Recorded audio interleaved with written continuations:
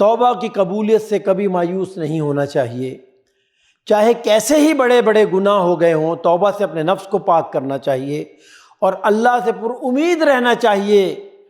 توبہ کی قبولیت سے مایوسی کافروں کا شیوا ہے۔ مومنوں کی تو امتیازی خوبی ہی یہ ہے کہ وہ بہت زیادہ توبہ کرنے والے ہوتے ہیں اور کسی حال میں بھی اللہ سے مایوس نہیں ہوتے۔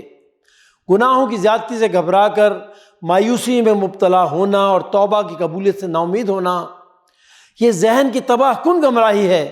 اللہ نے اپنے محبوب بندوں کی یہ تعریف نہیں فرمائی کہ ان سے گناہوں کا صدور نہیں ہوتا، بلکہ فرمایا ان سے گناہ ہوتے ہیں لیکن وہ اپنے گناہوں پر اصرار نہیں کرتے، بلکہ صفائی سے ان کا اعتراف کرتے ہیں اور خود کو پاک کرنے کے لیے بے چین ہو جاتے ہیں۔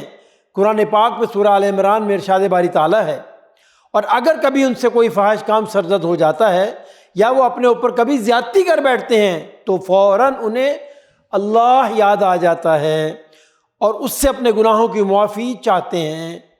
اللہ کے سوا کون ہے جو گناہوں کو معاف کر سکتا ہے؟ اور وہ جانتے بوجھتے اپنے کیے پر ہرگز اصرار نہیں کرتے۔ ناظرین کرام، اسی طرح نبی اکرم صلی اللہ علیہ وسلم نے ارشاد فرمایا، سارے کے سارے انسان خطا کار ہیں اور بہترین خطا کار وہ ہیں جو بہت زیادہ توبہ کرنے والے ہیں۔ اللہ اکبر۔ قرآن پاک میں اللہ نے اپنے پیارے بندوں کی یہ امتیازی خوبی بیان فرمائی ہے کہ وہ سحر یعنی صبح صادق کے اوقات میں اللہ کے حضور گر گڑاتے ہیں اور توبہ استغفار کرتے ہیں۔ اللہ نے مومنوں کو تلقین فرمائی ہے کہ وہ توبہ استغفار کرتے رہیں اور یہ یقین رکھیں کہ اللہ ان کے گناہوں پر درگزر کا پردہ ڈال دے گا۔ اس لیے وہ بڑا ہی معاف فرمانے والا اور اپنے بندوں سے انتہائی محبت کرنے والا ہے۔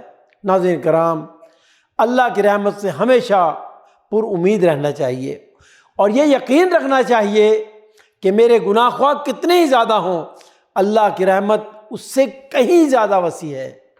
سمندر کے جھاگ سے زیادہ گناہ کرنے والا بھی جب اپنے گناہوں پر شرمسار ہو کر اللہ کے حضور گڑ گڑاتا ہے تو اللہ اس کی سنتا ہے اور اس کو اپنے دامن رحمت میں پناہ دے دیتا ہے۔ قرآن کریم میں ارشاد باری تعالیٰ ہے، اے میرے بندو جو اپنی جانوں پر زیادتی کر بیٹھے ہو، اللہ کی رحمت سے ہرگز مایوس نہ ہونا، یقیناً اللہ تمہارے سارے کے سارے گناہ معاف فرما دے گا۔ وہ بہت ہی معاف فرمانے والا اور بڑا ہی مہربان ہے، اور تم اپنے رب کی طرف رجوع کرو اور اس کی فرما برداری بجا لاؤ اس سے پہلے کہ تم پر عذاب آ پڑے اور تم کہیں سے مدد نہ پا سکو۔ ناظرین کرام، زندگی کے کسی حصے میں گناہ پر شرمساری اور ندامت کا احساس پیدا ہونا، اسے اللہ کی توفیق سمجھنا چاہیے۔ توبہ کے دروازے کو اپنے لیے کھلا سمجھنا چاہیے۔ اللہ اپنے بندوں کی توبہ اس وقت تک قبول فرماتا رہتا ہے جب تک ان کی سانس نہیں اکھڑ جاتی۔ البتہ سانس اکھڑنے کے بعد جب انسان دوسرے عالم میں جھانکنے لگتا ہے، یعنی جو نزع کا وقت ہے، اس وقت توبہ کی گنجائش ختم ہو جاتی ہے۔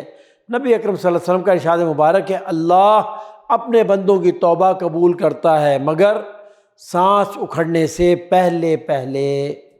ناظرین کرام، توبہ استغفار ہمیشہ کرتے رہنا چاہیے۔ صبح سے شام تک انسان سے نامعلوم کتنی خطائیں سرزد ہوتی رہتی ہیں اور بعض اوقات خود انسان کو ان کا شعور نہیں ہو پاتا۔